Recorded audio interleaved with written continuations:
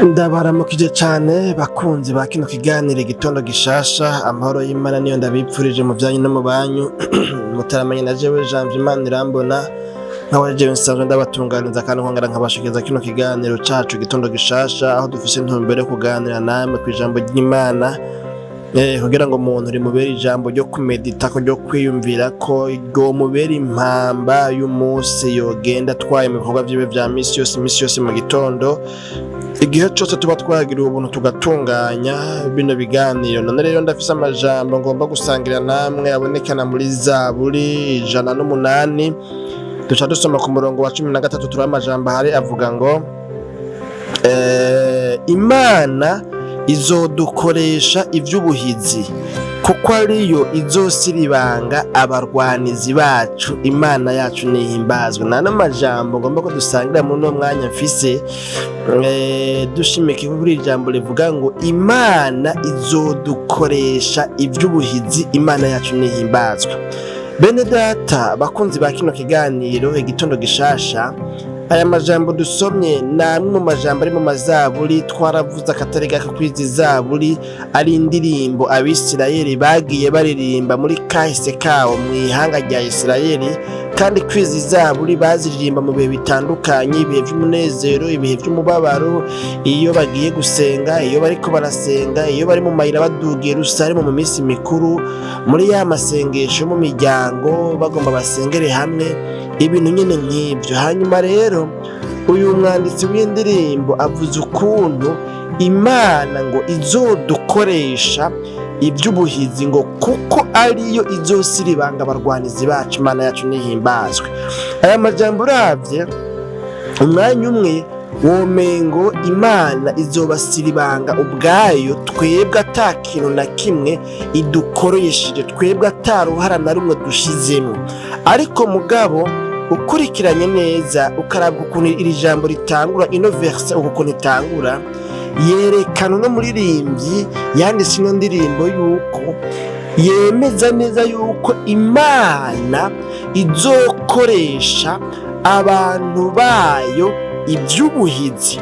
Mu gukoresha abantu bayo ivy'ubuhizi rero izosiribanga.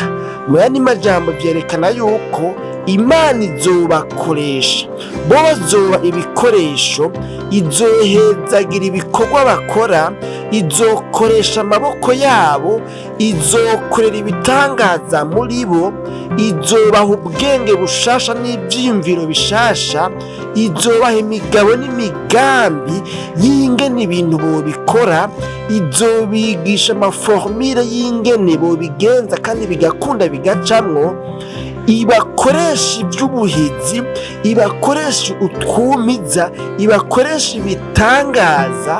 Hanyuma mugabo kandi icubahiro kivuye mu vy'ubuhizi Imana izobikoresheje abantu bayo bigaragara muri kuno gusozera no murongo avuga ngo kuko ari izosiribanga abarwanizi bacu. Imana yacu nihimbazwe.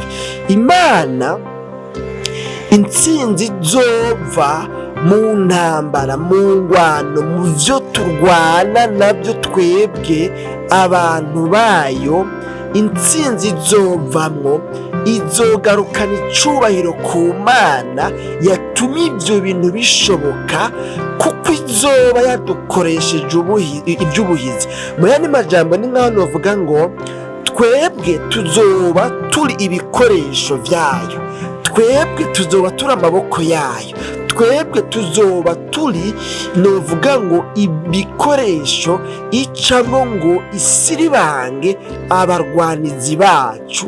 Imana yacu nihimbazwe.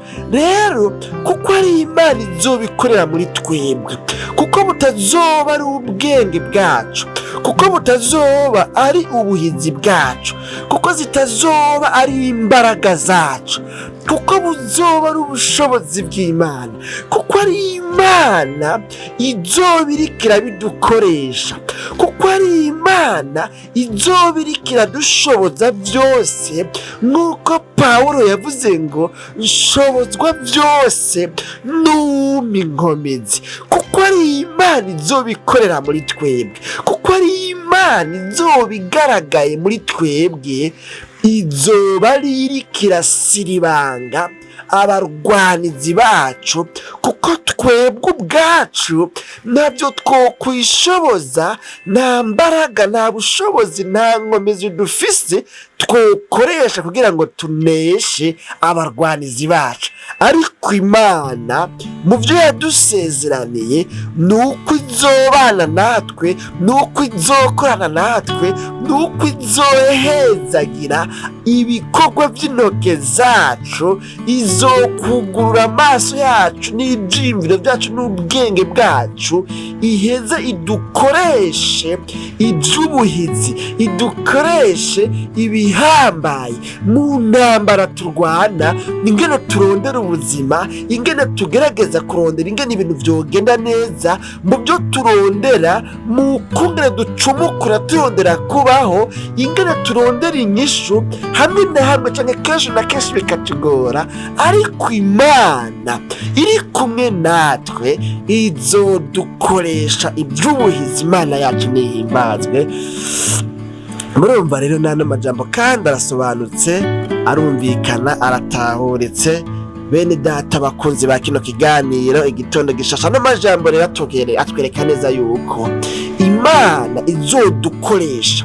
Dukwiye guhaguruka ko Imana izodukoresha, ko Imana izokoresha amaboko yacu, ko Imana izotugira ibikoresho yifashisha mu kurwanya abaturwanya, mu kuturongera inyishu z'ibibazo dufise vyabuze inyishu, ko Imana izoca mu bwenge bwacu, ko Imana izoduha ubundi bwenge bushasha, ko Imana izoduha ivyiyumviro bishasha, ko Imana izoduha izindi mbaraga zidasanzwe, ko Imana izodushoboza kurwana, ko Imana ivuga ngo nzobakoresha iby'ubuhizi.